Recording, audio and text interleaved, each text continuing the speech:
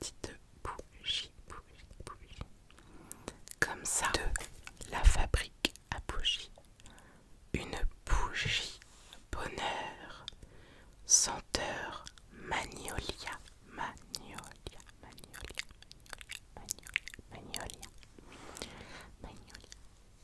et on va l'ouvrir et tu vas pouvoir sentir. Ça sent, elle sent bon, elle sent très bon. Cette bougie, puisqu'elle est faite à la fabrique à bonheur, doit forcément nous faire sentir mieux après.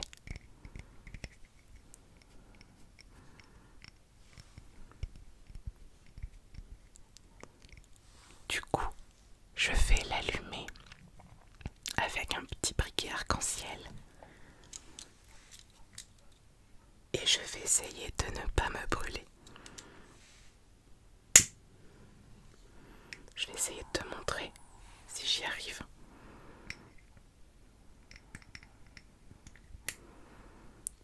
Et voilà.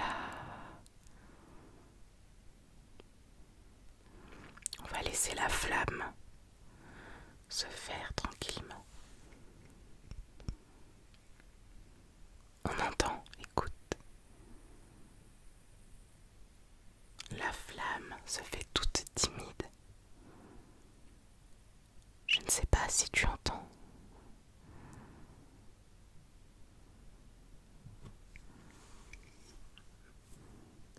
La petite flamme toute timide, petite flamme toute timide.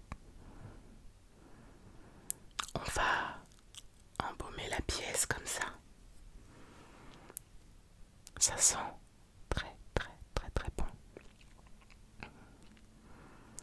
Et je vais poser la bougie à côté de toi pour que toute l'odeur vienne à toi et que tu te sentes mieux. Voilà. Avec la bougie, il y avait un petit livret, tout petit livret, tout petit.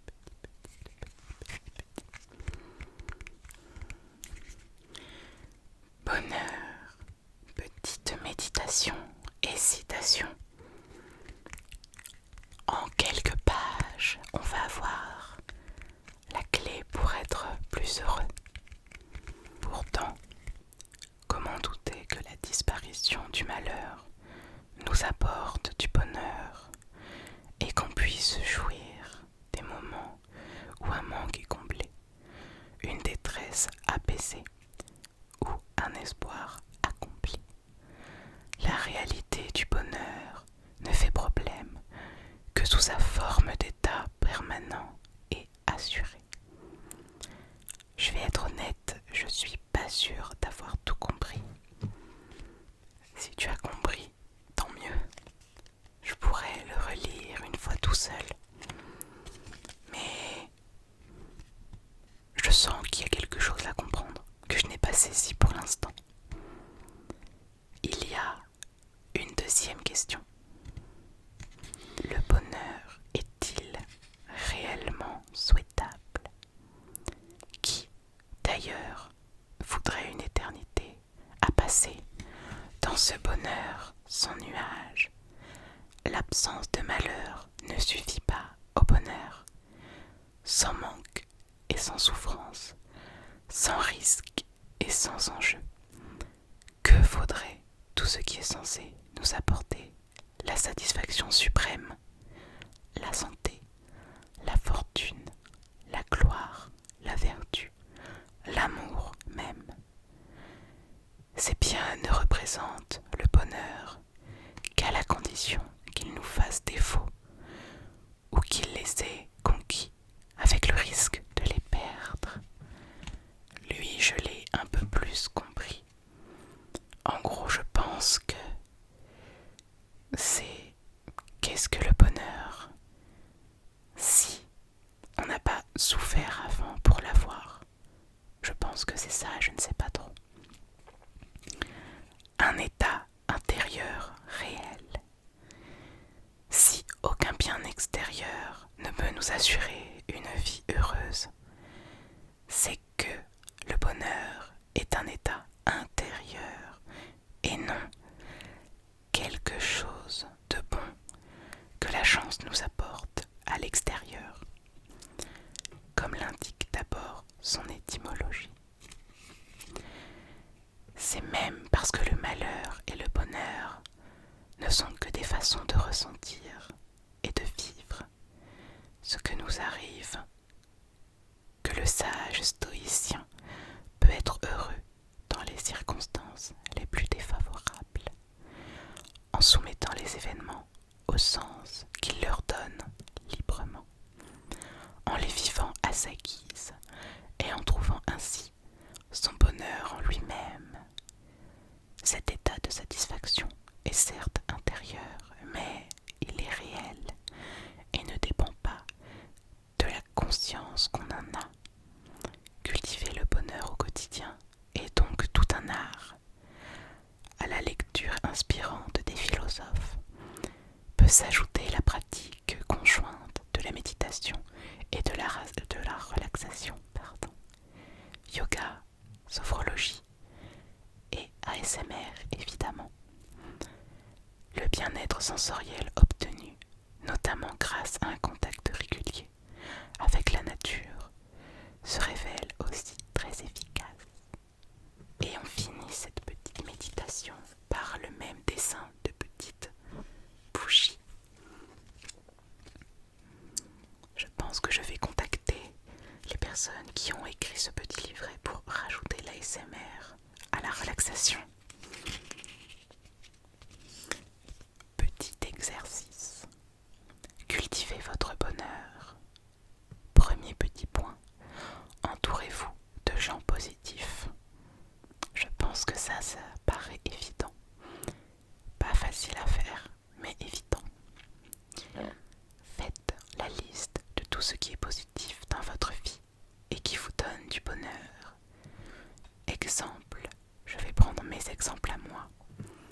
Dans la vie, ce qui me rend heureux, c'est faire des vidéos ASMR parce que j'adore ça.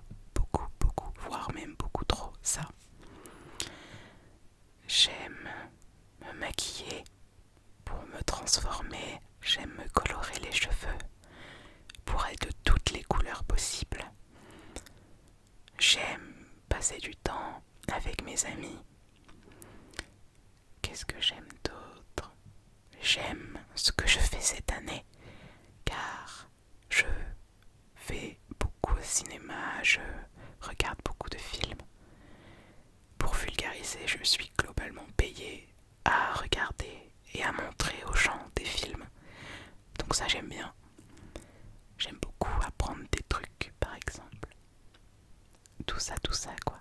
Alors toi, qu'est-ce qui te rend heureux? Troisième petit point. Formulez des petites affirmations positives adaptées à vos besoins de tous les jours. Je filme un dimanche, donc je vais dire des phrases positives pour ma semaine. Moi et mon équipe, enfin mon équipe et moi, on va convaincre des établissements scolaires pour qu'on diffuse des courts-métrages. Qu'est-ce que j'ai d'autre cette semaine? Je vais aller à mes rendez-vous et tout va très bien se passer. Ça va être une très bonne semaine pour moi, mais pour toi aussi, ça va être une très bonne semaine. Très bonne semaine. Très bonne semaine. Tout va bien se passer. Tout ira mieux. Ensuite, comment développer le bonheur en vous? Dans les moments d'incertitude et de trouble, l'aptitude au bonheur est un booster efficace d'optimisme et de confiance en la vie. Nous allons apprendre à agir sur vos pensées, vos comportements et votre vocabulaire. Il s'agit de changer votre regard situation qui s'offre à vous. Ça, je pense que ça peut être très pratique. Transformez vos pensées négatives en pensées positives. Arrêtez de ruminer intérieurement ou de croire que vous n'y arriverez pas. Analysez la situation qui pose problème et trouvez une pensée alternative, positive. C'est un exercice un petit peu compliqué, mais ça peut être utile. C'est à essayer. Comportez-vous comme si vous étiez heureux. Parlez d'un ton posé, souriez. Regardez votre interlocuteur dans les yeux. Pas trop non plus, ça fait flipper.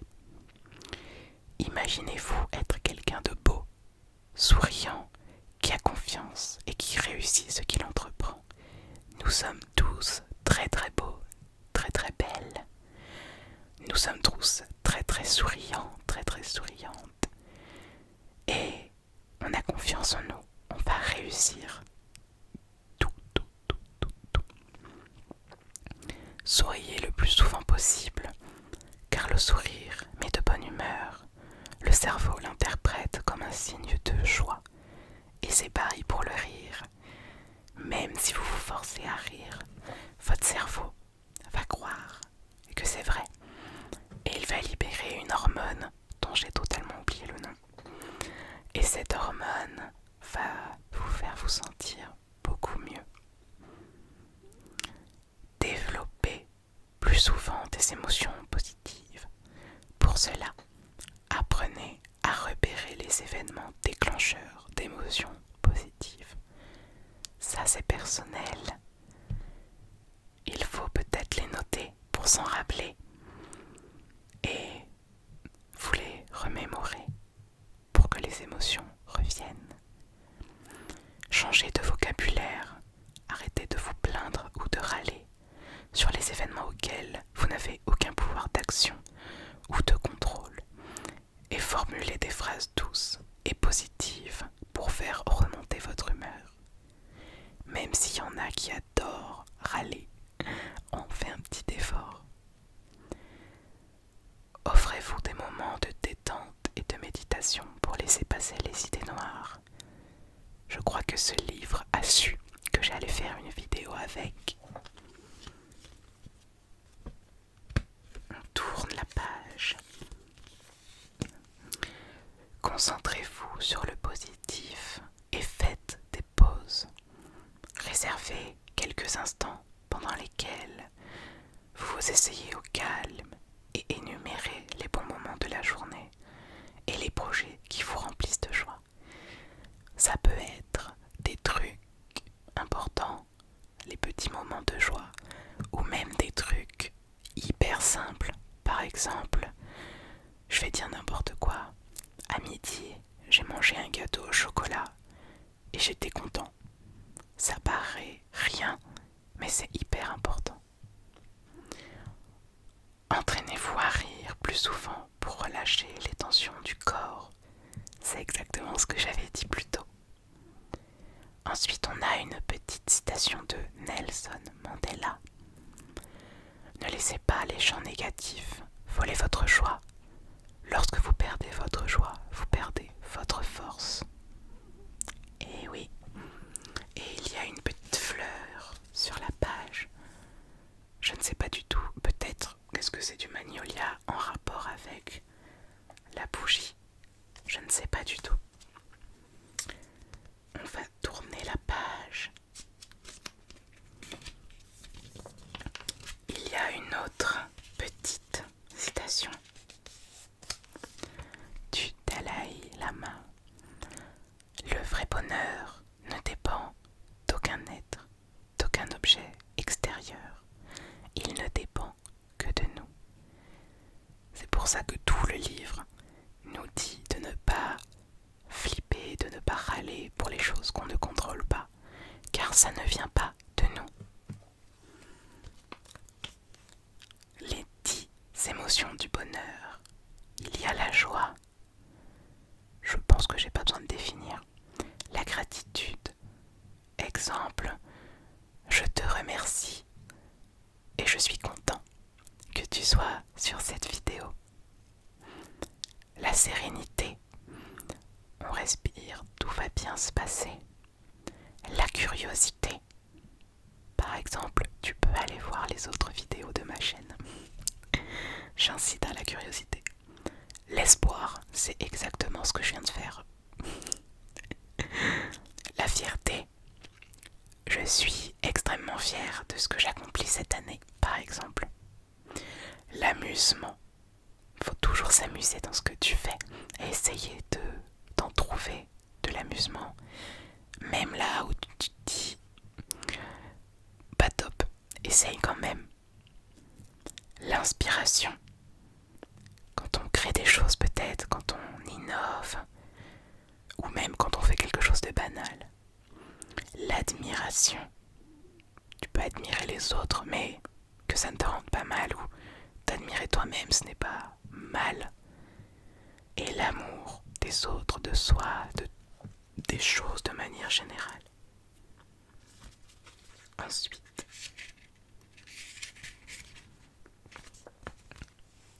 petite citation de Jean d'Ormesson. Tout le bonheur du monde est dans l'inattendu. C'est mignon. Je ne sais pas quoi dire de plus, désolée. Alors, visualiser bonheur et réussite. Vous savez que pour garder une belle confiance dans leurs capacités, les sportifs de haut niveau s'entraînent aussi mentalement. Ils visualisent plusieurs fois avant le jour J leurs meilleurs gestes et leurs techniques en détail. On appelle cela la technique de la visualisation positive, qui permet de faire baisser le niveau de stress, développer la confiance en soi et augmenter ses chances de réussite. En effet, le cerveau ne fait pas la différence entre le réel et l'imaginaire. C'est là que c'est bien pratique. Le jour de l'épreuve, il se reconnecte à cette sensation de réussite déjà vécue, et le champion est dans les meilleures dispositions pour réussir. Vous pouvez, vous aussi, utiliser cette technique de préparation mentale par la visualisation pour atteindre vos objectifs, les événements sportifs, entretien d'embauche, prise de parole en public. À retenir, la visualisation positive consiste à se représenter mentalement une situation désirée et à ressentir toutes les émotions et les sensations positives qui y sont associées. Vous devez pour cela utiliser tous vos sens, le visuel, l'auditif, le kinesthésique, l'olfactif et le gustatif. Et c'est là où les personnes qui ne visualisent pas dans leur tête se sentent pas bien. Ne vous inquiétez pas, je suis comme ça. Je crois que ça s'appelle être aphantasique. C'est quand on ne voit pas les choses, qu'on ne les visualise pas dans la tête. Je suis comme ça, mais ce n'est pas grave. Perso, pour visualiser, comme je n'y arrive pas, je décris ce que je vais faire, je le décris dans ma tête.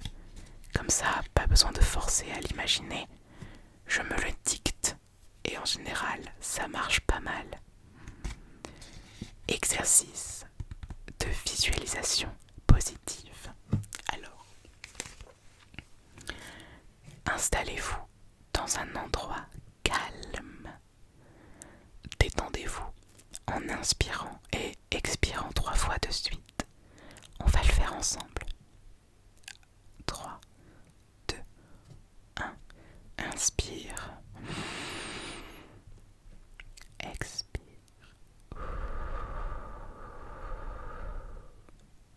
Inspire. Expire. Inspire. Expire. Ça va déjà mieux. Projetez-vous dans le futur et visualisez votre objectif réussi. c'est de la visualisation positive. Imaginez que toutes les étapes de l'objectif se passent idéalement bien. Visualisez ces étapes à l'aide de votre imagination ou de la petite voix dans votre tête. Décorez ce tableau mental en y mettant de la couleur, des sons, des odeurs. Ressentez physiquement cette joie et la satisfaction que vous procure la vision de cet objectif réussi. Revenez doucement à l'état présent et profitez de cet instant de douceur. Imprégnez-vous de ce bien-être.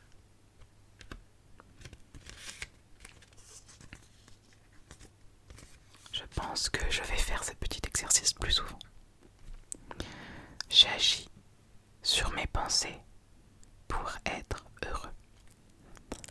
Les recherches nous montrent que lorsque nos pensées positives sont 3 fois supérieures aux pensées négatives, nous nous sentons plus heureux. En agissant ainsi sur nos pensées, nous avons le pouvoir d'augmenter le sentiment de bien-être. Le problème, c'est que nous ruminons en majorité des pensées négatives. Dès que nous avons une contrariété, nous ne cessons d'y penser à ce qui vient de se passer. D'imaginer ce qui aurait pu se passer si on avait dit ou fait autrement. D'envisager éventuellement le pire de ce qui aurait pu être et ce qui aurait pu se passer à présent. Ça nous est tous arrivé une fois dans notre lit nous dire « À midi, si je lui avais dit ça, il se serait passé ça. » On peut éviter, on peut pas changer ce qui s'est passé. Tu fais avec et tu essayes la prochaine fois de l'améliorer pour être plus heureux. Exercice. J'apprends à transformer mes pensées positives. Mes pensées négatives, pardon. J'ai pas compris le but du livre apparemment. Lorsqu'une émotion difficile émerge, prenez le temps de vous arrêter pour identifier les pensées anxiogènes qui y sont associées. Cherchez d'autres pensées plus adaptées à la réalité, moins stressantes. Vous constaterez que vos émotions négatives diminueront et votre comportement sera plus positif. Il faut s'entraîner à faire ça, mais c'est important. Une citation d'Elisabeth Gilbert. Il te faut apprendre à sélectionner tes pensées exactement de la même façon que tu sélectionnes chaque jour les vêtements que tu vas enfiler. C'est pas bête. C'est tout ce que j'avais à dire sur cette citation. Oh, j'ai fini le livre. Il n'y a plus rien après. J'espère que ça va être utile. J'espère que ça te sera utile, que tu pourras t'exercer et que tu atteindras le bonheur. On va faire